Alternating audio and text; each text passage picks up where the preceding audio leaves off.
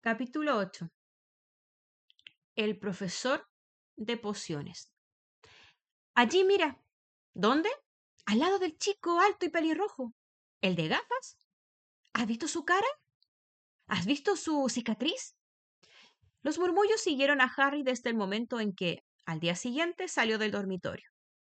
Los alumnos que esperaban fuera de las aulas se ponían de puntillas para mirarlo, o se daban la vuelta a los pasillos, observándolo con atención.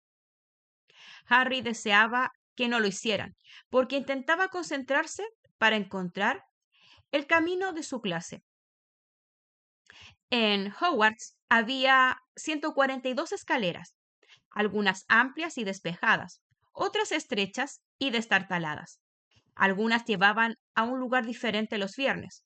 Otras tenían un escalón que desaparecía a mitad de camino y había que recordarlo para saltar.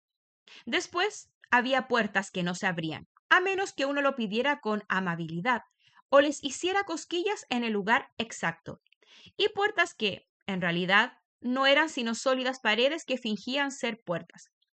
También era muy difícil recordar dónde estaba todo, ya que parecía que las cosas cambiaban de lugar continuamente. Las personas de los retratos seguían visitándose unos a otros, y Harry estaba seguro de que las armaduras podían andar. Los fantasmas tampoco ayudaban. Siempre era una desagradable sorpresa que alguno se deslizara súbitamente a través de la puerta que se intentaba abrir. Nick, casi decapitado, siempre se sentía contento de señalar el camino indicado a los nuevos Gryffindors. Pero Pibes, el duende, se encargaba de poner puertas cerradas y escaleras con trampas en el camino de los que llegaban tarde a clase. También les tiraba papeleras a la cabeza. Corría las alfombras debajo de los pies del que pasaba. Les tiraba tizas o, invisible, se deslizaba por detrás, cogía la nariz de alguno y gritaba «¡Tengo tu nariz!». Pero aún peor que Pibes, si eso era posible, era el celador, Argus Filch. Harry y Ron se las arreglaron para chocar con él en la primera mañana. Filch los encontró tratando de pasar por una puerta que, desgraciadamente, resultó ser la entrada al pasillo prohibido del tercer piso. No les creyó cuando dijeron que estaban perdidos. Estaba convencido de que querían entrar a propósito y los amenazó con encerrarlos en los calabozos, hasta que el profesor Quirrell, que pasaba por allí, los rescató. Filch tenía una gata llamada señora Norris, una criatura flacucha y de color polvoriento, con ojos saltones como linternas, iguales a los de Filch. Patrullaba sola por los pasillos. Si uno infringía una regla delante de ella o ponía un pie fuera de la línea permitida, se escabullía para buscar a Filch, el cual aparecía 2 segundos más tarde.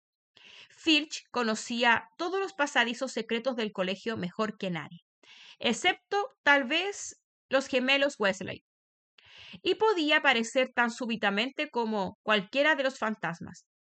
Todos los estudiantes lo detestaban, y la más soñada ambición de muchos era darle una buena patada a la señora Norris. Y después, cuando por fin habían encontrado las aulas, estaban las clases. Había mucho más que magia, como Harry descubrió muy pronto, mucho más que agitar la varita y decir unas palabras graciosas. Tenían que estudiar los cielos nocturnos con sus telescopios, cada miércoles a medianoche, y aprender los nombres de las diferentes estrellas y los movimientos de los planetas. 3 veces por semana iban a los invernaderos de detrás del castillo a estudiar herbología, con una bruja pequeña y regordeta llamada profesora Sprout, y aprendían a cuidar de todas las plantas extrañas y hongos y a descubrir para qué debían utilizarlas. Pero la asignatura más aburrida era Historia de la Magia, la única clase dictada por un fantasma. El profesor Binns ya era muy viejo cuando se quedó dormido frente a la chimenea del cuarto de profesores y se levantó a la mañana siguiente para dar clase, dejando atrás su cuerpo. Binns hablaba monótonamente, mientras escribía nombres y fechas, y hacía que el médico, el malvado y Ulrico, el chiflado, se confundieran. El profesor Flitwick, el de la clase de encantamientos, era un brujo diminuto, que tenía que subirse a unos cuantos libros para ver por encima de su escritorio. Al comenzar la primera clase sacó la lista, y cuando llegó al nombre de Harry, dio un chillido de excitación y desapareció de la vista. La profesora McGonagall era siempre diferente. Harry había tenido razón al pensar que no era una profesora con quien se pudiera tener problemas. Estricta e inteligente. Les habló en el primer momento en que se sentaron, el día de su primera clase. Transformaciones es una de las magias más complejas y peligrosas que aprenderéis en Hogwarts, dijo.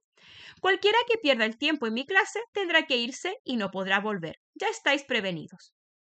Entonces transformó un escritorio en un cerdo y luego le devolvió su forma original. Todos estaban muy impresionados y no aguantaban las ganas de empezar, pero muy pronto se dieron cuenta de que pasaría mucho tiempo antes de que pudieran transformar muebles en animales. Después de hacer una cantidad de complicadas anotaciones, les dio a cada uno una cerilla para que intentaran convertirla en una aguja. Al final de la clase, solo Hermione Granger había hecho algún cambio en la cerilla. La profesora McGonagall mostró a todos cómo se había vuelto plateada y puntiaguda y dedicó a la niña una excepcional sonrisa. La clase que todos esperaban era Defensa contra las artes oscuras, pero las lecciones de Quirrell resultaron ser casi una broma. Su aula tenía un fuerte olor a ajo, y todos decían que era para protegerse de un vampiro que había conocido en Rumania y del que tenía miedo de que volviera a buscarlo. Su turbante, les dijo, era un regalo de un príncipe africano como agradecimiento por haberlo liberado de un molesto zombi, pero ninguno creía demasiado en su historia. Por un lado, porque cuando Seamus Finnihan se mostró deseoso de saber cómo había derrotado al zombi, el profesor Quirrell se ruborizó y comenzó a hablar del tiempo. Y por el otro, porque habían notado que el curioso olor salía del turbante. Y los gemelos Weasley insistían en que estaba lleno de ajo para proteger a Quirrell cuando el vampiro apareciera. Harry se sintió muy aliviado al descubrir que no estaba mucho más atrasado que los demás. Muchos procedían de familias Muggle, y como él no tenía ni idea de que eran brujas y magos, había tantas cosas por aprender que ni siquiera un chico como Ron tenía mucha ventaja. El viernes fue un día importante para Harry y Ron. Por fin encontraron el camino hacia el gran comedor a la hora del desayuno, sin perderse ni una vez. ¿Qué tenemos hoy?, preguntó Harry a Ron, mientras echaba azúcar en sus cereales. Pociones dobles, con los de Slytherin, respondió Ron. Snape es el jefe de la casa Slytherin. Dicen que siempre lo favorece a ellos. Ahora veremos si es verdad. Ojalá McGonagall nos favoreciera a nosotros, dijo Harry. La profesora McGonagall era la jefa de la casa Gryffindor, pero eso no le había impedido darles una gran cantidad de deberes el día anterior. Justo en aquel momento llegó el correo.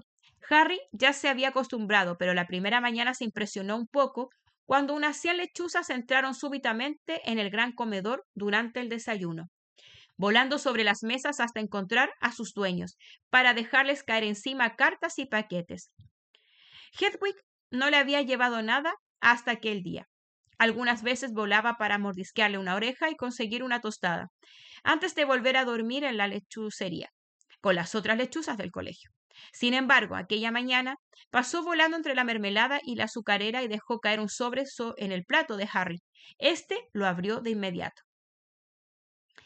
Querido Harry, decía con letra desigual, sé que tienes las tardes del viernes libres, así que ¿te gustaría venir a tomar una taza de té conmigo a eso de las 3? Quiero que me cuentes todo lo de tu primera semana. Envíame la respuesta con Hedwig. Hagrid. Harry corrió y cogió prestada la pluma de Ron y contestó: sí, gracias. Nos veremos más tarde, en la parte de atrás de la nota, y la envió con Hedwig. Fue una suerte que Hagrid hubiera invitado a Harry a tomar el té, porque la clase de pociones resultó ser la peor cosa que le había ocurrido allí hasta entonces. Al comenzar el banquete de la primera noche, Harry había pensado que no le caía bien al profesor Snape, pero al final de la primera clase de pociones supo que no se había equivocado. No era solo que a Snape no le gustara a Harry, lo detestaba. Las clases de pociones se daban abajo, en un calabozo. Hacía mucho más frío allí que arriba, en la parte principal del castillo, y habría sido igualmente tétrico sin todos aquellos animales conservados, flotando en frascos de vidrio por todas las paredes. Snape, como Flitwick, comenzó la clase pasando lista, y como Flitwick se detuvo ante el nombre de Harry. Ah, sí, murmuró. Harry Potter, nuestra nueva celebridad. Draco Malfoy y sus amigos Crabbe y Goyle rieron tapándose la boca. Snape terminó de pasar lista y miró a la clase. Sus ojos eran tan negros como los de Hagrid, pero no tenían nada de su calidez. Eran fríos y vacíos, y hacían pensar en túneles oscuros. Vosotros estáis aquí para aprender la sutil ciencia y el arte exacto de hacer pociones, comenzó. Hablaba casi en un susurro, pero se le entendía todo, como la profesora McGonagall. Snape tenía el don de mantener a la clase en silencio sin ningún esfuerzo. Aquí habrá muy poco de estúpidos movimientos de varita, y muchos de vosotros dudaréis que esto sea magia. No espero que lleguéis a entender la belleza de un caldero hirviendo suavemente con sus vapores relucientes, el delicado poder de los líquidos que se deslizan a través de las venas humanas, hechizando la mente, engañando los sentidos. Puedo enseñaros cómo embotellar la fama, preparar la gloria, hasta detener la muerte. Si sois algo más que los alcornoques a los que habitualmente tengo que enseñar. Más silencio siguió a aquel pequeño discurso. Harry y Ron intercambiaron miradas con las cejas levantadas. Hermione Granger estaba sentada en el borde de la silla y parecía desesperada por empezar a demostrar que ella no era un alcornoque. Potter, dijo de pronto Snape, ¿qué obtendré si añado polvo de raíces de asfódelo a una infusión de ajenjo? ¿Raíz en polvo de qué a una infusión de qué? Harry miró de reojo a Ron, que parecía tan desconcertado como él.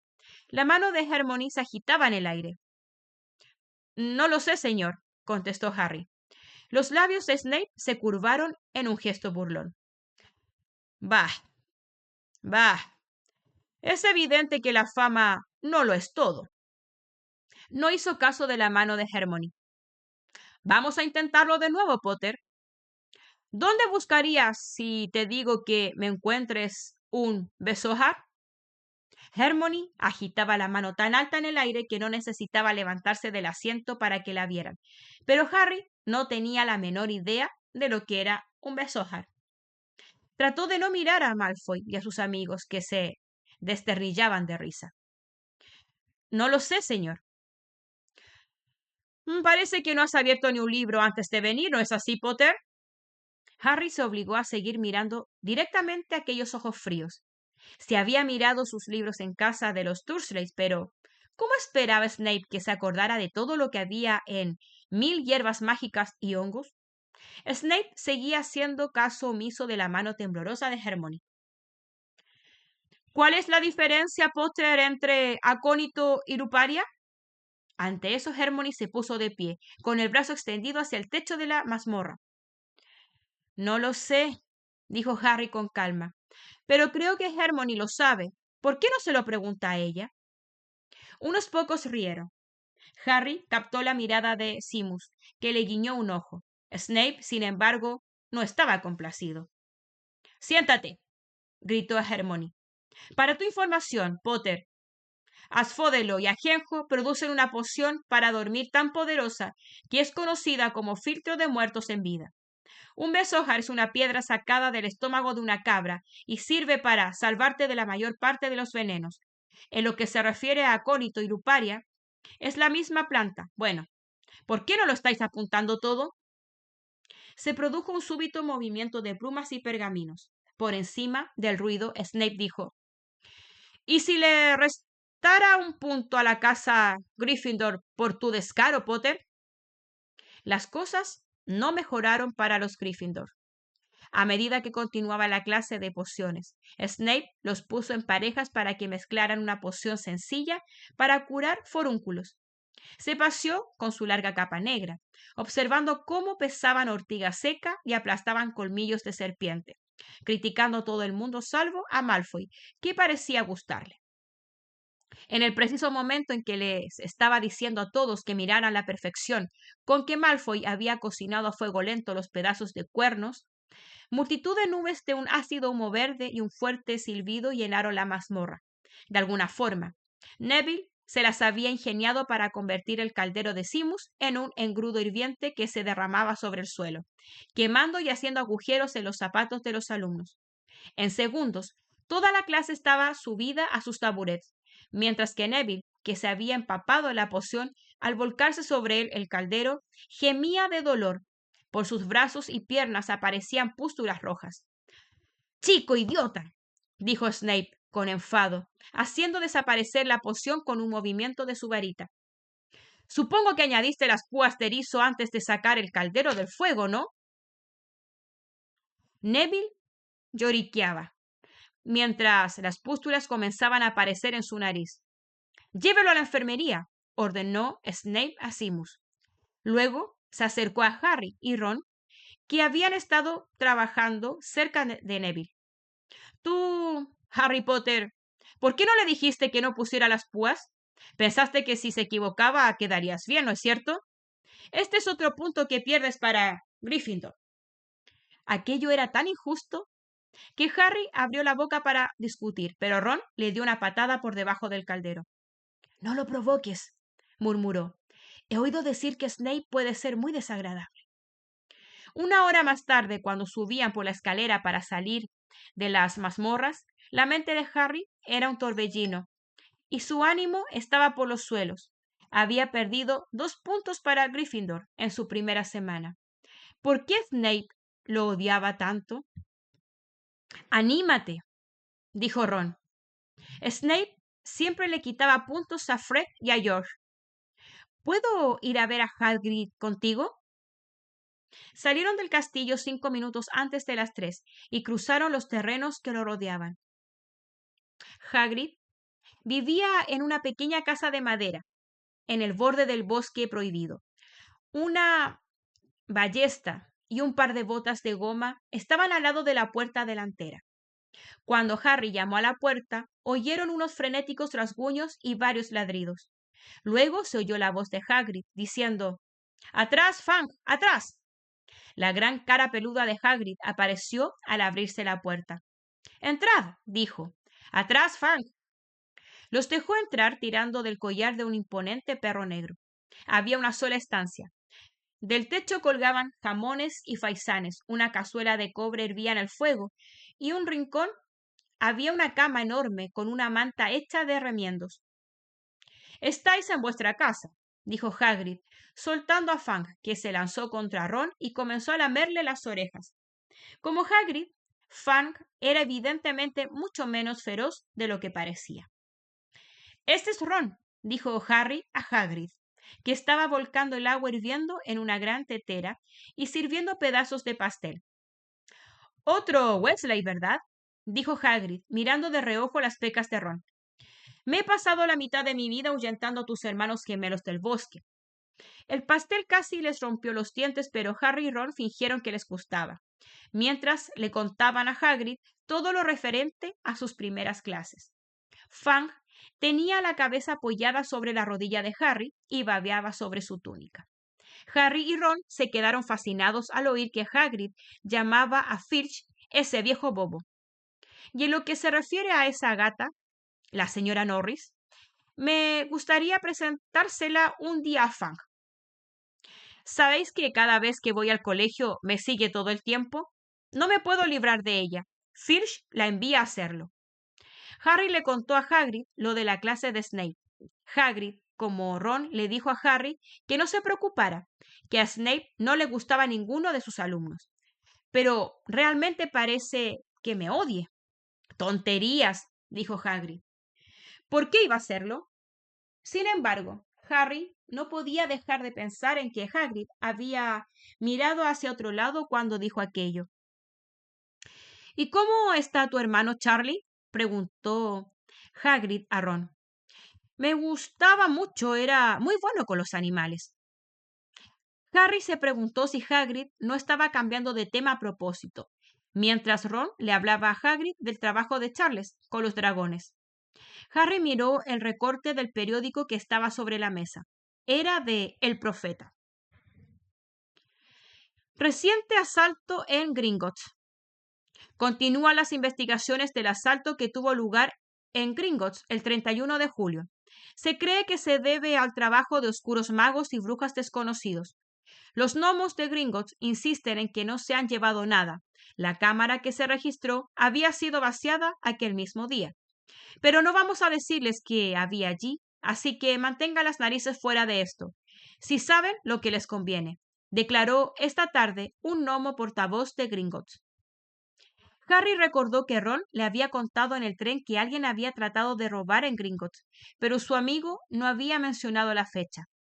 «Hagrid», dijo Harry, «ese robo en Gringotts sucedió el día de mi cumpleaños. Pudo haber sucedido mientras estábamos allí». Aquella vez no tuvo dudas. Hagrid decididamente evitó su mirada. Gruñó y le ofreció más pastel. Harry volvió a leer la nota.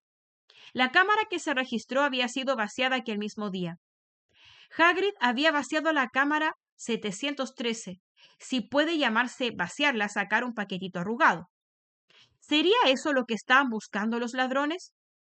Mientras Harry y Ron regresaban al castillo para cenar, con los bolsillos llenos del pétreo pastel que fueron demasiado amables para rechazar, Harry pensaba que ninguna de las clases le había hecho reflexionar tanto como aquella merienda con Hagrid. ¿Hagrid habría sacado el paquete justo a tiempo? ¿Dónde podía estar? ¿Sabría algo sobre Snape que no quería decirle?